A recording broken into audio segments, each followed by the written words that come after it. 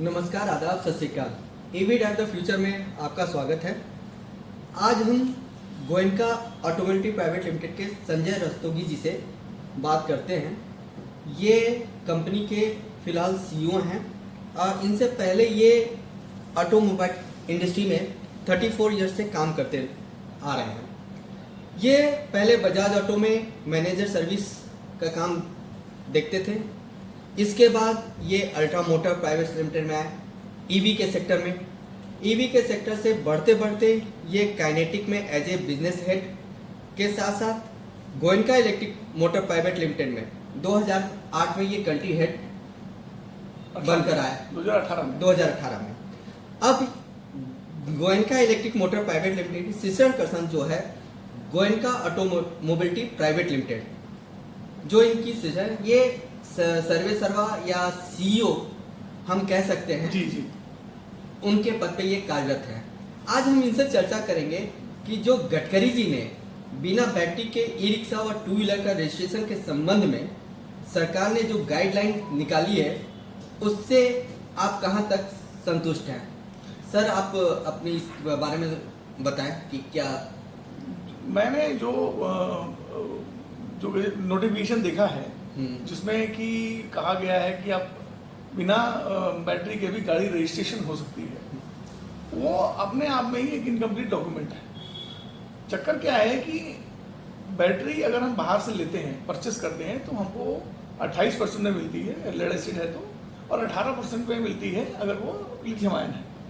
लेकिन अगर हम गाड़ी के साथ लेते हैं बैटरी को इनबिल्ट, मतलब इनबिल्ट या गाड़ी के साथ बिल करते हैं मैन्युफैक्चरर, वो 5% में मिलती है। तो सबसे बड़ा प्रॉब्लम तो ये आने वाला है कि वो 13% या 23% का हर्जाना कौन देगा। एक एंड कस्टमर की बात कर रहा हूँ मैं, पहला। दूसरा, हम मान लें कि ये बैटरी हमको लीज पे मिलेगी, तो बैटरी अगर लीज पे मिलनी है तो बैटरी को लीज पे देने वाले प्लेयर्स के नाम आने चाहिए, उनकी लिस्ट आनी चाहिए, चार्जिंग स्टेशन की लिस्ट आनी चाहिए, उनकी लोकेशन आनी चाहिए कि अगर बंदा गाड़ी एक जगह से ले, मैन्युफैक्चरर से के डीलर के थ्रू ले और बैटरी किसी और डीलर के थ्रू ले, वो उसका एक अच्छा फिक्स होना चाहिए। दूसरी बात सबसे बड़ी ये होगी कि कौन सी बैटरी किस गाड़ी में फिट होगी। हर बैटरी के अभी जो हम टेस्टिंग रिपोर्ट देखते हैं आईकैट में, वो बैटरी के साथ में, गाड़ी के साथ में बैटरी को सर्टिफाई करते हैं कि इस गाड़ी के साथ में बैटरी लगनी चाहिए। ठीक है, तो हमें सबसे पहला तो काम ये करना पड़ेगा, अगर इसको सक्सेसफुल करना है या लगाना है, तो कि उसको हमें गाइडलाइन उसकी भी देनी पड़ेगी। बिना उस गाइडलाइन के ये जो पेपर है वो सर्वथा मतलब भ्रामक है और कंफ्यूजन क्रिएट कर रहा है मार्केट के अंदर। नहीं तो कैसे कंफ्यूजन मार्केट में है? कुछ मैन्युफैक्चरर तो इसको सही मान रहे हैं। वो ठीक बात है, मैन्युफैक्चरर सही किस आधार पे मान रहे हैं? क्या वो चाहते हैं कि वो रिक्शा जो बेचेंगे या गाड़ी बेचेंगे बिना बैटरी के बेचेंगे, बैटरी कस्टमर बैटरी कहाँ से लाएगा? नहीं, जो मैन्युफैक्चरर जो ऑटोमोबाइल सेक्टर में है जी, वो बोलते हैं कि जब फ्यूल कंपनी तो देती नहीं है, तो विदाउट फ्यूल ही देती है, तो फिर वो कस्टमर ही वहन करता है फ्यूल को। तो उसी तरीके से बैटरी को भी एज ए फ्यूल माना जाए। बिल्कुल ठीक है, मैं आपकी बात से सहमत हूँ, उनकी बात से भी सहमत हूँ। वो तो सिंपल केस वही हो गया जैसे हम आईजीएल का देखते हैं, गैस जो सीएनजी का, और पेट्रोल पंप पे देखते हैं। लेकिन आप देखिए ना कि आईजीएल का जब शुरुआत में जब आईजीएल आया था गैस, तो कितनी लंबी लाइन लगती थी, क्योंकि हमारे पास पंप भी 3 थे। उसके बाद हमने 100 पंप किए, उसके बाद 200 पंप। दिल्ली एनसीआर की बात करें तो 200 पंप से ऊपर है आज की डेट में सीएनजी भरने वाले, अभी भी लाइनें लग रही हैं। बैटरी के केस में तो एक भी हमारे मतलब 2-4 टेस्टिंग के लिए जो चार्जिंग स्टेशन खोले होंगे, उसके अलावा कोई चार्जिंग स्टेशन है ही नहीं। अगर चार्जिंग स्टेशन नहीं है मान लीजिए, तो हम उस बैटरी को लेकर के चार्जिंग कराएं कहाँ? सबसे बड़ा प्रश्न ये उठता है। अभी तो गाइडलाइन उन्होंने शुरू की है कि हर पेट्रोल पंप पे कियोस्क लगाए जा रहे हैं, जितने पेट्रोल पंप है। कितने लग चुके हैं अब तक मेरे ख्याल से कुछ तो लग चुके हैं।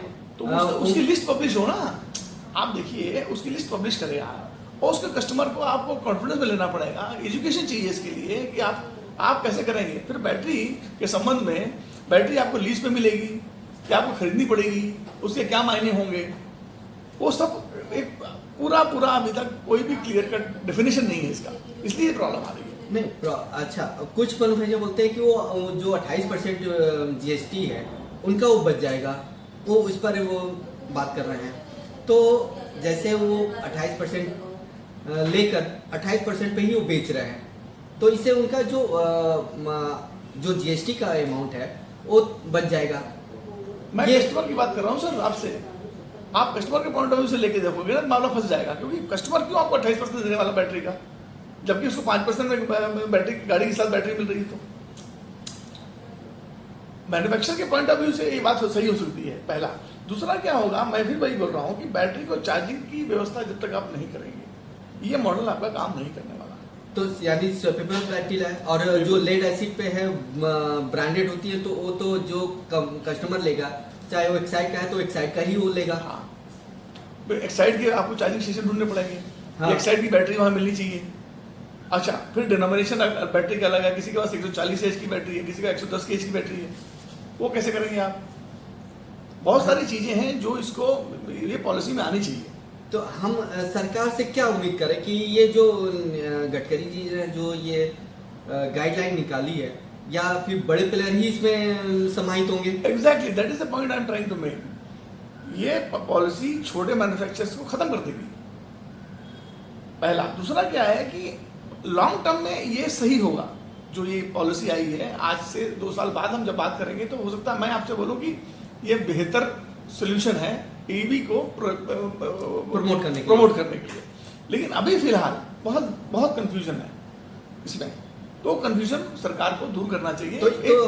कोई नोटिफिकेशन निकाले, कोई गाइडलाइन निकाले, ताकि सारे मैन्युफैक्चरर्स और कस्टमर को दी जाए। तो हम तो फिर भी अगर हम 6 साल की इंडस्ट्री हो गया, तो इसमें मतलब हम ये मैं समझे कि जो ईवी मैन्युफैक्चर है वो भी सही तरीके से इस गाइड फॉलो नहीं कर पा रहा है, चाहे वो सरकार भी हो, चाहे सरकार के ब्यूरोक्रेट्स भी हो। मेरे को लगता नहीं कि जिस तरीके से डीजल और पेट्रोल गाड़ियाँ का सेगमेंट काफ़ी बड़ा है, उसमें एक एक चीज फुल कर पाता है ये। मुझे लगता है कि इलेक्ट्रिक व्हीकल में ये चीजें नहीं है, ये भ्रामक है इसका मतलब कि ये बिल्कुल भ्रामक है।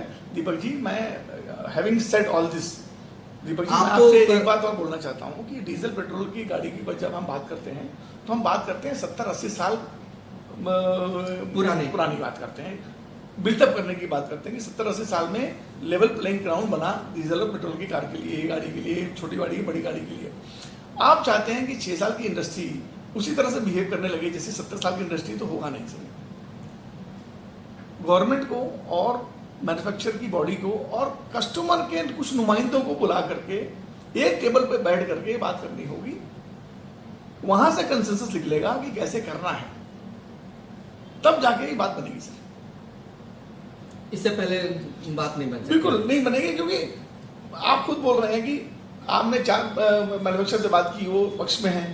हाँ। आपने मुझसे बात की, मैं इसके पक्ष में नहीं हूं अभी। बाद में 2 साल बाद मैं खुद हो सकता है कि आपको बताऊं कि नहीं सर, ये दीपक जी ये बहुत बड़ी बेहतरीन व्यवस्था कर रखी है सरकार ने, हर जगह बैटरी बैंक बन गए हैं, हर इंडियन ऑयल, मुझे मालूम है, मैंने पेपर पढ़ता हूँ, इंडियन ऑयल के पेट्रोल पंप पे वो बोल रहे हैं कि हर पेट्रोल पंप पे कियोस्क लगेंगे। कब लगेंगे? कोई है क्या अभी कोई मॉडल दिखाने के लिए है क्या? उसका एडवर्टीजमेंट हमने किया है क्या सरकार ने? हमें कैसे मालूम कि वो काम करेगा? फिर आप जब बिल की बात करोगे, गाड़ी की कॉस्ट की बात करोगे, तो कस्टमर को कौन सी गाड़ी की कॉस्ट पे करनी पड़ेगी? ये सब सारी चीजें, बहुत सारी छोटी छोटी चीजें हैं जो अभी सामने आनी है। अभी पीछे 1 महीने या 1.5 महीने पीछे चंडीगढ़ में एक इंडियन ऑयल कॉर्पोरेशन के पेट्रोल पंप में अभी सन मोबिलिटी ने वो लगाया है।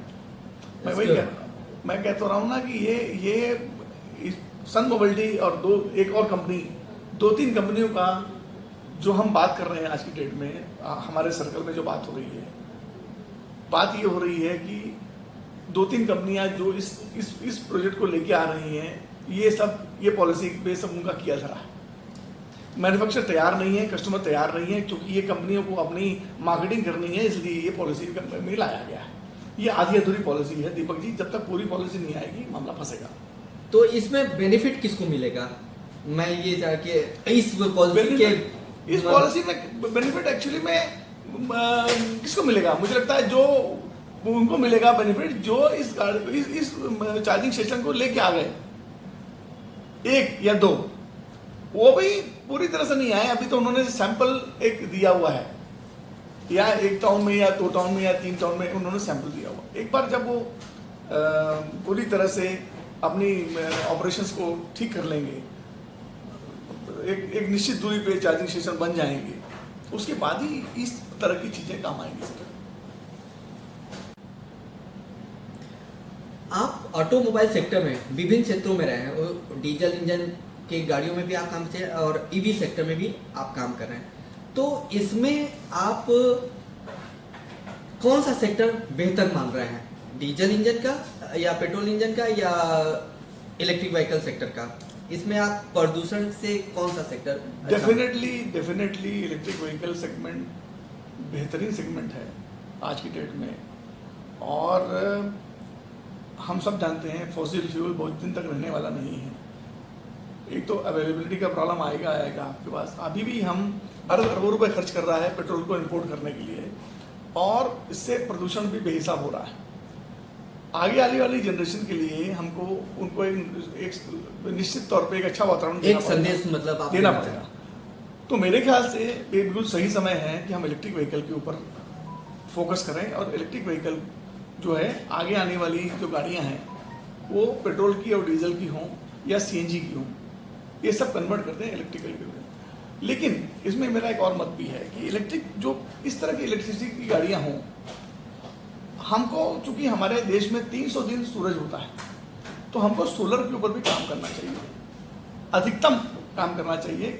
कम से कम ऐसा हो जाए कि हर गाड़ी चलती जो चले वो कम से कम 50% सोलर एनर्जी का यूज करे, तो फायदा बहुत ज़्यादा होगा। और आने वाले कल में मैं देख रहा हूँ कि ये होगा। मैं बहुत कन्विंस्ड हूँ इस मामले में कि इलेक्ट्रिक व्हीकल का ज़माना आ गया है। कोई भी इस भांति में न रहे कि इलेक्ट्रिक व्हीकल को अब हम वापस कर सकते हैं। अब आगे आने वाली जितनी भी गाड़ियाँ आएंगी, ज़्यादा से ज़्यादा वो इलेक्ट्रिक व्हीकल में आएंगी। जिस प्रकार सीएनजी पॉपुलर नहीं हो पाई, तो हम उस हिसाब से हम इलेक्ट्रिक व्हीकल पॉपुलरिटी के हिसाब से काफ़ी सीएनजी से आगे बढ़ गया। हाँ, बिल्कुल बढ़ गया।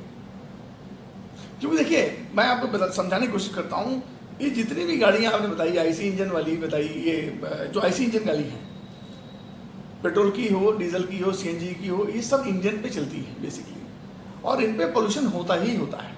जब फ्यूल बर्न होगा तो कार्बन मोनोऑक्साइड निकलेगी, चाहे वो गैस जले, चाहे आपका पेट्रोल जले या डीजल जले। और हर गाड़ी में जो ये फ्यूल इस्तेमाल करती है, उसमें पुर्जे जो होते हैं 8-9 हज़ार पुर्जे होते हैं। इलेक्ट्रिक व्हीकल गाड़ी में बहुत ज़्यादा होते हैं, 250-300 पुर्जे होते हैं टूल बनाकर। तो उसकी रखरखाव मेंटेनेंस आईसी इंजन व्हीकल से बहुत कम होगी, और ये बेहतर परफॉर्म कर पाएंगी as compare to those vehicles. Lead acid में भी पॉल्यूशन का खतरा है। बिल्कुल है, लेड एसिड में भी खतरा है। देखिए, खतरा तो सर आपको लिथियम आयन में भी है। लिथियम आयन बैटरी को डिस्पोज करने की पॉलिसी अभी तक हमारे पास नहीं है, लेकिन चाइना में तो आ गई है डिस्पोज की, तो हमारे यहाँ आएगी। अभी वही तो मैं बोल रहा हूँ, हम क्यों फॉलो कर रहे हैं चाइना को? हम क्यों अपनी पॉलिसी डिक्लेयर नहीं करना चाहते? हम सक्षम हैं। भारत में ना इंजीनियर्स की कमी है, ना ही टेक्नीशियंस की कमी है। तो ये एक बहुत बेहतरीन सलाह है कि भारत को अपनी चीज़ें अब खुद डेवलप करनी चाहिए।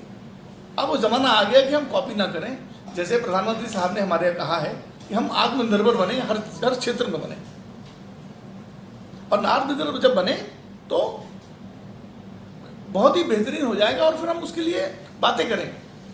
प्रधानमंत्री जी का कथन जो है आत्मनिर्भर भारत का और वोकल फॉर लोकल का सबसे सटीक है इस परिप्रेक्ष्य में।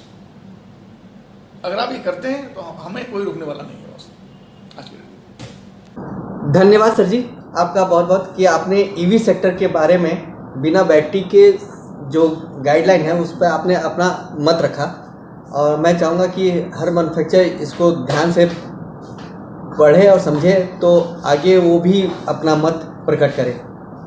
बिल्कुल सर, एकदम आप सही कह रहे हैं। धन्यवाद आपका, थैंक यू सो मच।